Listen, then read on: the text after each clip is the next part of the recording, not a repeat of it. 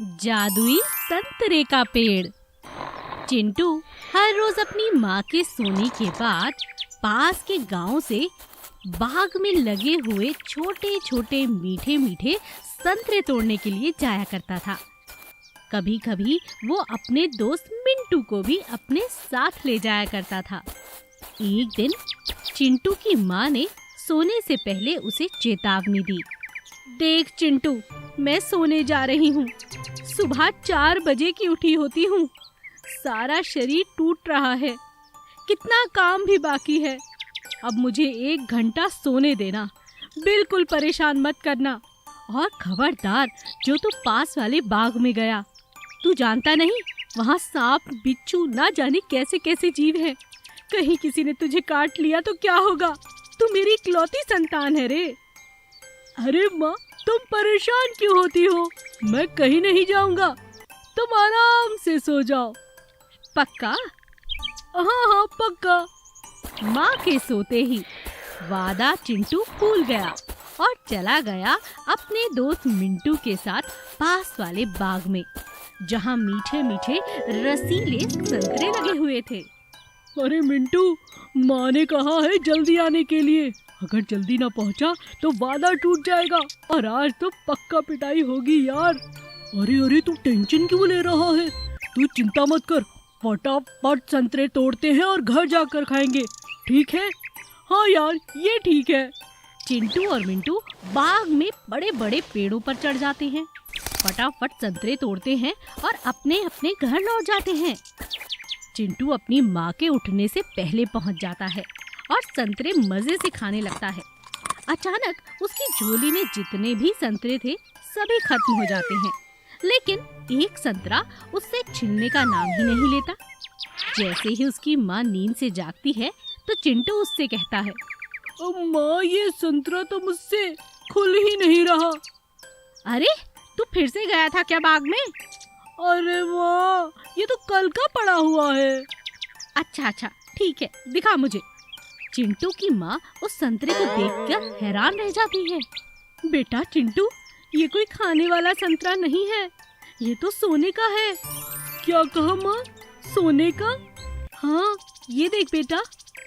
माँ, अब तो हमारी गरीबी दूर हो गई, हमारे पास बहुत पैसे आएंगे ना। पहले ये बता, तू ये लाया कहाँ से? चिंटू अपनी माँ को सारी बात सच बता देता है। दोनों माँ बेटा बाग में पहुँचते हैं और तब चिंटू की माँ की नजर एक बड़े से पेड़ पर जाती है, जहाँ पर सारे ही संतरे सोने के थे। अरे चिंटू बेटा, ये तो कमाल हो गया, सोने के हैं सारे संतरे। जल्दी जल्दी तोड़, भगवान ने मेरी सुन ली। अब तो गरीबी गई रे गई, अब तो भाई कोई चिंता नहीं। चल बेटा, मैं भी तेरे साथ ही पेड़ पर चढ़ जाती हूँ। दोनों माँ बेटा पेड़ पर चढ़ जाते हैं और सारे के सारे संतरे तोड़ लाते हैं और धीरे धीरे उनकी गरीबी बिल्कुल दूर हो जाती है। 5 पैसा चोर। एक गांव में किशन नाम का एक आदमी रहता था। वो बहुत ही शैतान और बदमाश था। वो चाकू छुरी चलाने में बहुत माहिर था और वो इसी के बल पर पूरे गांव में चोरी और डाके डाला करता था। पूरे गांव के लोग उससे बहुत ही परेशान थे।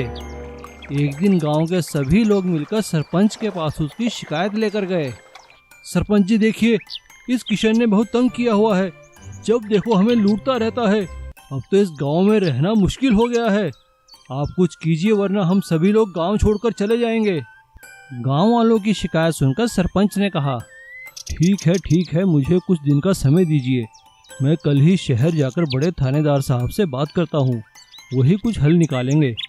और अगले दिन सरपंच किशन की शिकायत लेकर गांव से शहर बड़े थाने गया और सरपंच ने वहां जाकर इंस्पेक्टर विजय को सारी बात बताई। सरपंच की बात सुनकर इंस्पेक्टर विजय ने हवलदार से कहा, अरे हवलदार सुनो, अभी जीप निकालो, हम खुद जाकर गांव में रहेंगे, फिर देखते हैं किशन कैसे बचता है। और इंस्पेक्टर विजय सरपंच और अपने साथियों को लेकर गांव में बिना वर्दी के आ जाता है और उसी रात इंस्पेक्टर विजय किशन को चोरी करते हुए रंगे हाथ पकड़ लेता है और उसे जेल में बंद कर देता है। जेल में किशन बांस के फर्नीचर बनाने का काम सीखता है लेकिन वो सुधरने के लिए नहीं बल्कि किसी और मकसद से ये काम सीख रहा था। अपनी सजा काटने के बाद जब किशन बाहर आता है तो वो फिर से चोरी करना शुरू कर देता है और दिखावे के लिए गांव में ही एक बांस के फर्नीचर बनाने की दुकान खोल लेता है। लेकिन कुछ दिनों बाद किशन शहर जाकर वहाँ एक बड़े बैंक में चोरी करता है और सारा पैसा एक बड़े बांस के फर्नीचर में छुपा देता है ताकि किसी को पता ही नहीं चले। अगले दिन सुबह शहर में हंगामा मच जाता है और इंस्पेक्टर विजय को इसकी छानबीन करने के आदेश दिए जाते हैं। इंस्पेक्टर विजय को सीधा सीधा किशन पे शक होता है और वो पुलिस को लेकर किशन की दुकान में आते हैं। अरे किशन, कैसे हो भाई? आइए साहब आइए, देखिए ना, मैंने तो सब चोरी चकारी छोड़ दिया है, बस अब मेहनत करता हूँ, 2 रोटी कमा लेता हूँ। अरे वाह किशन, तुमने तो बड़ा अच्छा फर्नीचर बनाया है भाई।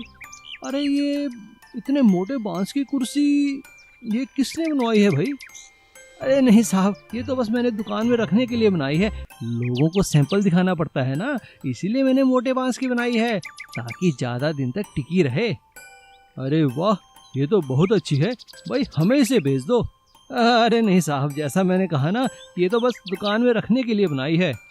किशन की बात सुनकर इंस्पेक्टर को उस पर शक होता है और वो अपने खोजी कुत्तों को बुलाता है। खोजी कुत्ते जैसे ही किशन की दुकान में आते हैं तो मोटे बांस की